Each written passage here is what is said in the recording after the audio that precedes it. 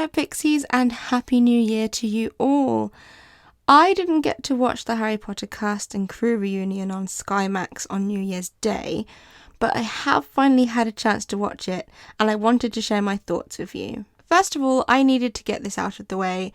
I was happy to see J.K. Rowling included in the reunion, even if it was only a little bit and she didn't get to interact with the cast and crew. Her parts were filmed back in 2019, so I suspect she'd been invited but declined for scheduling or other reasons.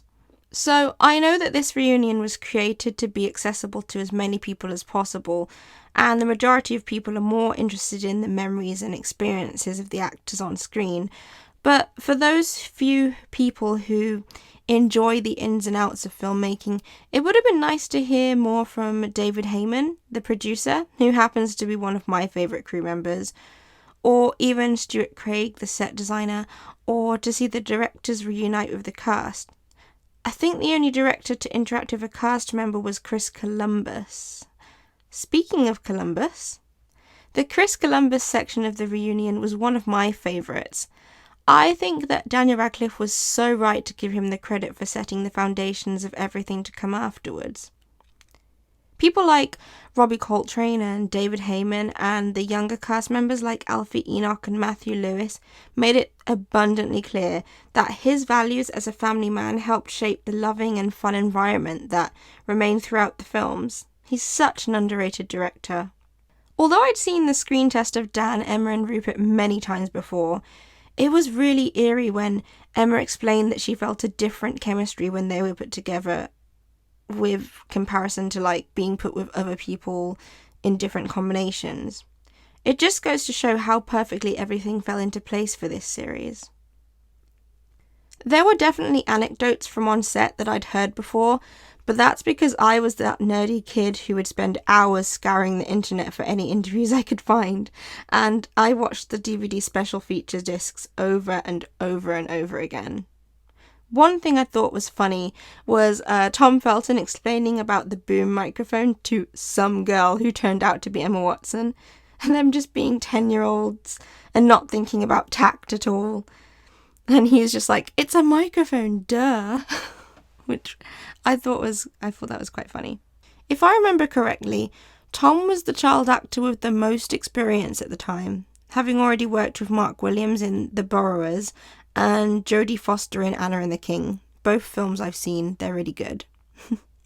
A part of the reunion that made me rather emotional was hearing how lonely it was for Emma being surrounded by the male cast members and being in such a unique position in comparison to them.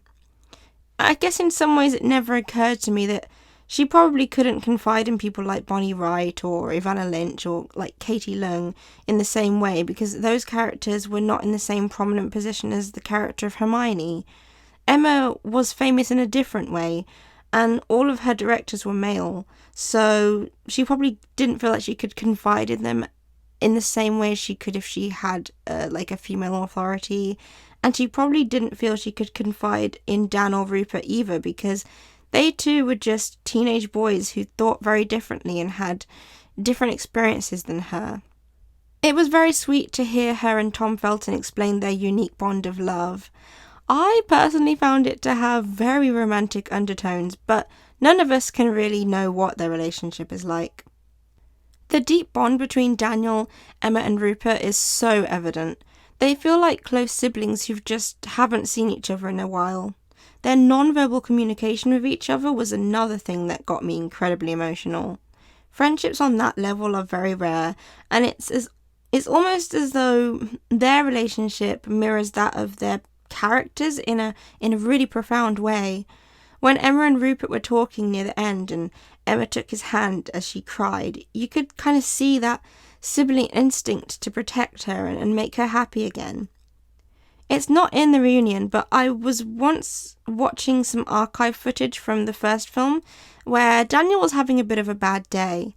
He was upset and Rupert and Emma wouldn't leave him until they knew he was okay. Rupert especially comforted Dan in such a sincere and childlike way that it made my heart melt.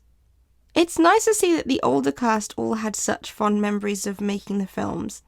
Interestingly, It seemed like all of them had been encouraged to take their roles by child family members, and thank goodness they listened. I really noticed the paternal way Robbie Coltrane was with Emma, Jason Isaacs was with Tom, and Gary Oldman was with Dan. Rupert's anecdotes about how Mark Williams and Julie Walters would always interact like a married couple on set made me smile. The adult cast clearly had an admiration for the younger ones and held them in high esteem. I would definitely have watched more banter between Helena Bonham Carter and Daniel Radcliffe. They were hilarious together. And Helena is so wacky. I love it. I wish that having invited Alfie, Bonnie, Matthew, Ivana and the twins James and Oliver, they would have maybe interviewed them more, perhaps showed the bond they had with the main three. I felt that Alfie and Matt were especially left out. Ian Hart's part was literally blink and you miss it. I had to rewind just to spot him talking about his time as Professor Quirrell. It was a bit odd to me that Helena Bonham Carter would actually watch the Potter films when they're on TV. If I was in a film, I don't know if I could watch myself in it, but it just goes to show the deep charm that the films have. My other favourite section of the reunion was In Loving Memory. The cast and crew have lost so many dear friends whom they've worked with, and it must have been emotional to talk about them. And when you think about it, in the short space of 10 years, these, especially the trio and the child actors, they've lost a lot of people in their adolescent years and childhood years, so that's very sad. Most recent of which was Helen McCrory, who played Narcissa Malfoy beautifully. I think it was only right to honour the lives of those lost.